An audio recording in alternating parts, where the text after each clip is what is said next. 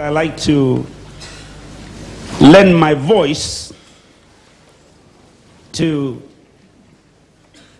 that of our bishop in charge of this part of the world to say ahead of schedule, congratulations for what God is planning to do.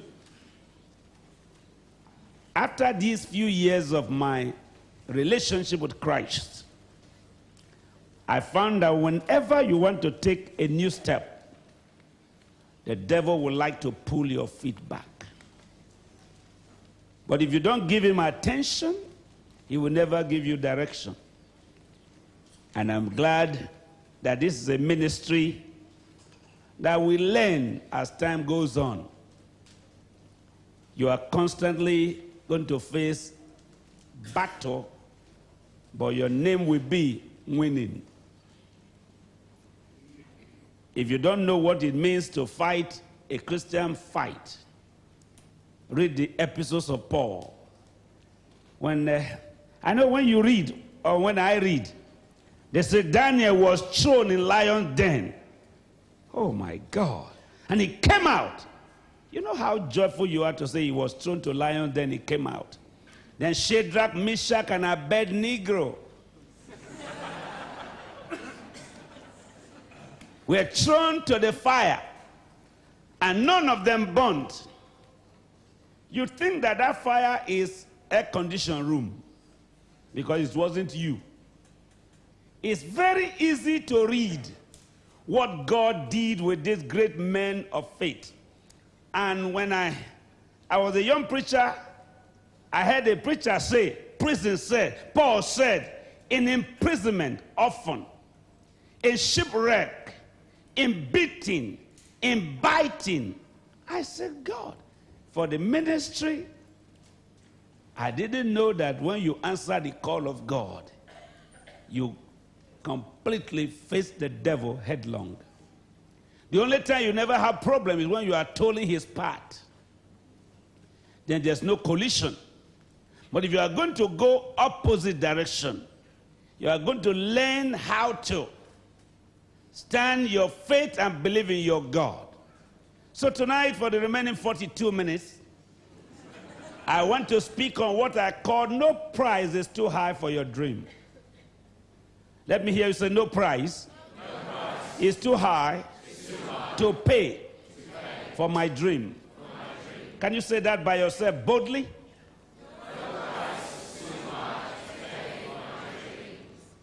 I didn't hear you say me. Let me hear you say by yourself, personify it.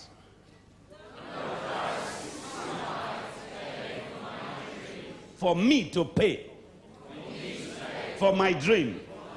And of course, if you have no dream, there's no need of looking for price. But if you are going to have a dream, let me start from the book of Genesis.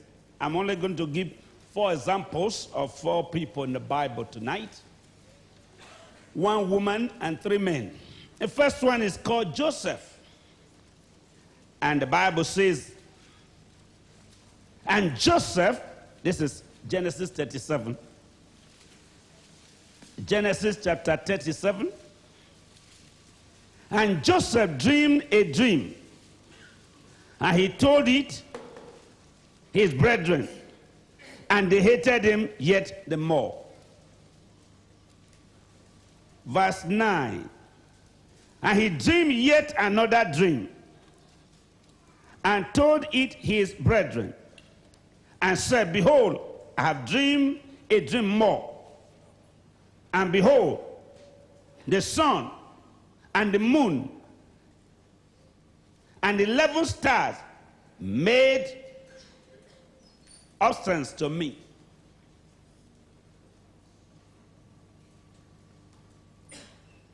Verse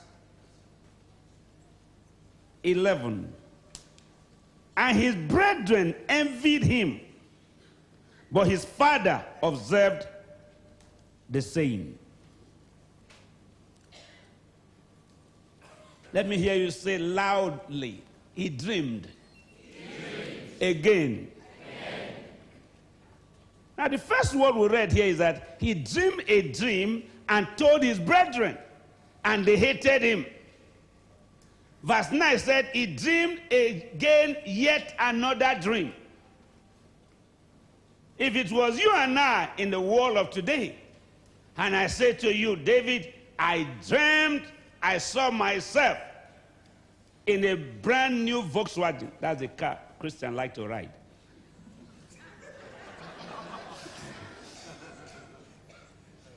And I saw you coming to ask me for a ride. You say, me? An Englishman asking you for a ride? We will see. Now I leave you, I go back to my house, and I come back. David, that of yesterday is canceled. I have just dreamed another dream. I saw myself in Pajero. You need a ride? Now the dream continued, until the Bible said they left hatred to envy. These are not enemies from outside. These are his brethren. Because the Bible is not talking of the devil here now. Many times you want to think of bad, you only think of devil. You don't think of your neighbor. You don't think of your husband. You don't think of your wife. You don't think of anyone close to you. But the Bible says a man's enemy is of his household. And for years, by the grace of God, this ministry has taught me not to go far to see what the devil can do, but very close. That's me, not you. Some of you, you have to travel to London to see devil. If you want to see devil, go outside and see what is happening. Now, his brethren hated him. His brethren envied him. These two languages, are they Christianly? Please respond back to me. Are they godly language? They hated him. Is that a good language? They envied him. Is that a good language? That's not a good language. But that did not stop Joseph from dreaming. Now, he started first, hated him. He progressed, envied him. Now, later, they ganged up his brethren and said the next thing is to kill him. When they tied him to kill him, one of them said, why not we sell him? What is his death going to profit us? But if we sell him, we can share the amount. And somebody said, that makes sense. His brethren.